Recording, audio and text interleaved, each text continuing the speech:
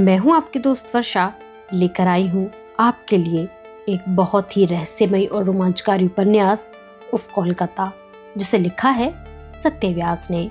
इस कहानी के मुख्य पात्र हैं सिद्धार्थ, रुद्र और चेतन। ये कवि गुरु भारती यूनिवर्सिटी के हॉस्टल में रहते हैं, जहां ये कुछ ऐसा कर डालते हैं जिससे अनजाने में एक आत्मा जाग जाती है, जो इनके जीवन में खौफ और मस्ती दोनों को ले आती है। तो चलिए चलते हैं इस उपन्यास के अगले भाग की ओर, जिसका नाम है बंद दरवाजा।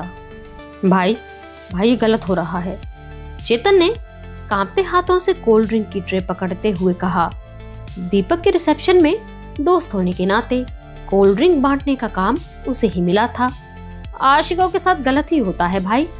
उसकी गलती न दिखी तुझे, मेरी गलती दिख रही है। सिद्धार्थ ने सजावट के टंगे हुए सैटिन के घुमावदार फीतों में से एक लाल फीता उखाड़ते हुए कहा। उसकी क्या गलती है? शादी तो माँ बाप फिक्स किए हैं। चेतन ने बात पर बात कही। अच्छा, कह नहीं सकती थी कि बाप से सिद्धार्थ से मोहब्बत करते हैं? मोहब्बत? अबे बाप से कोई मोहब्बत जैसा वर्ड कैसे बोलेगा? चेतन ने हंसते हुए कहा। उसके हंसने से कोल्ड ड्रिंक के ग्लास हिल गए। जैसे हमसे दिन में 3 टाइम तुतला के बोलती थी वैसे, और कैसे। सिद्धार्थ ने हाथ में ही उंगलियों के बीच फीते को सीधा किया। जाने दे, जीने दे दोनों को, वैसे भी दीपक दोस्त ही तो है। चेतन ने उसे कोल्ड ड्रिंक देकर ठंडा करने की कोशिश की। यही तो गलती हो गई, दोस्त समझ के मिला दिया, साला दगा कर दी हिस, ले उड़ा होटल का जमादार। सिद्धार्थ ने गुस्से में उबाल खाते हुए कहा। जमादार नहीं, एग्जीक्यूटिव है। चेतन ने दीपक की तरफदारी की। जो भी है, होटल जाएंगे तो सलामी ही देगा ना? सिद्धार्थ बिफरा।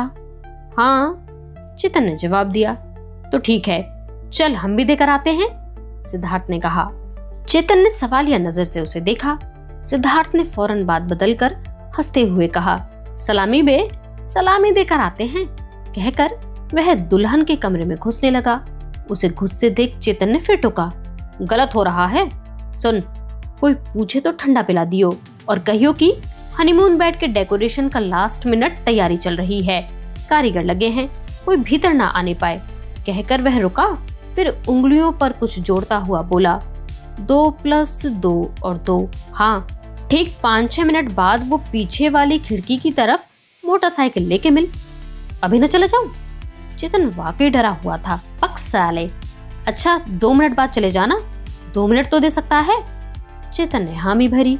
उसके हामी भरते ही सिद्धार्थ ने तेजी से कमरा खोलकर धीमे से भीतर से सांकल लगाई। सांकल लगने से पहले दुल्हन के शर्मा के सिमटने से गहनों के खनकने की आवाज बाहर चेतन ने भी सुनी। सांकल लगाकर सिद्धार्थ ने जैसे ही कमरे में प्रवेश किया, 10 किलो के लहंगे और उतने ही किलो के जेवर से लदी दुल्हन और सिकुड़ गई।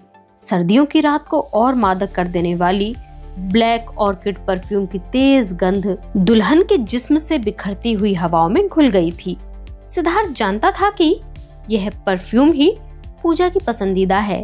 सांस भर हवा भीतर कर सिद्धार्थ धीरे धीरे चलता हुआ दुल्हन के पीछे गया और उसकी आंखों पर वह सजावट का रेशमी फीता बांध दिया। दुल्हन भी नई उम्र की ही थी, उसने भी नए जमाने देखे ही थे। वह फौरन इस खेल का मर्म समझ गई और खुद को निढाल छोड़ दिया। सिद्धार्थ ने सजावट की बिखरी लड़ियां दुल्हन के मुंह पर लपेट दी। दुल्हन उन्माद में नीम होश होने लगी। सिद्धार्थ के पास वैसे भी वक्त कम था, उसने फिर ज्यादा वक्त नहीं लिया। सुहाग सेज की चादर सलवटों से भर गई। फूल जिस काम के लिए थे, काम आ गए। सिद्धार्थ फिर धीमे से उठा, दुल्हन का माथा चूमा, बिना आवाज किए दरवाजे का सांकल खोलकर वापस आया और फिर पिछली खिड़की से कूद गया। अरे बाप रे बाप की आवाज झाड़ियों से आई। चेतन समझ गया कि सिद्धार्थ नीचे आ चुका है। पहुंचा तो देखा कि सिद्धार्थ के दाहिने पांव की एड़ी सूज गई है। हॉस्पिटल चल, साला लगता है कि पैर गया। सिद्धार्थ ने दर्द से कराहते हुए भी उठने की कोशिश की। गाड़ी पर बैठ पाएगा? चेतन ने उसे सहारा देते हुए पूछा। साले, हम कहां बैठ के आ रहे हैं, तुम्हें क्या पता? चलो। सिद्धार्थ किसी तरह गाड़ी पर बैठा। गाड़ी पर बैठकर भागने या खिड़की से कूदने से पहले सिद्धार्थ यह नहीं देख पाया था कि होठों के बीच गुलाब का डंठल दबाए कमरे में घुस रहे दूल्हे मियाँ ने खुली खिड़की पर कुछ हलचल महसूस की थी। बहरहाल किसी के लिए यह शरारत थी, किसी के लिए मौज, किसी के लिए गलती और किसी के लिए अक्षम्य पाप। गलतियों की माफी होती है, पाप की सजा। पाप मगर हो चुका था, सजा कोई और तय कर रहा था। आज का यह अंक यहीं पर समाप्त होता है। मिलते हैं अगले अंक में। हमारे साथ इस सफर में बने रहिए और सुनते रहिए इस रोमांचक कहानी को। धन्यवाद।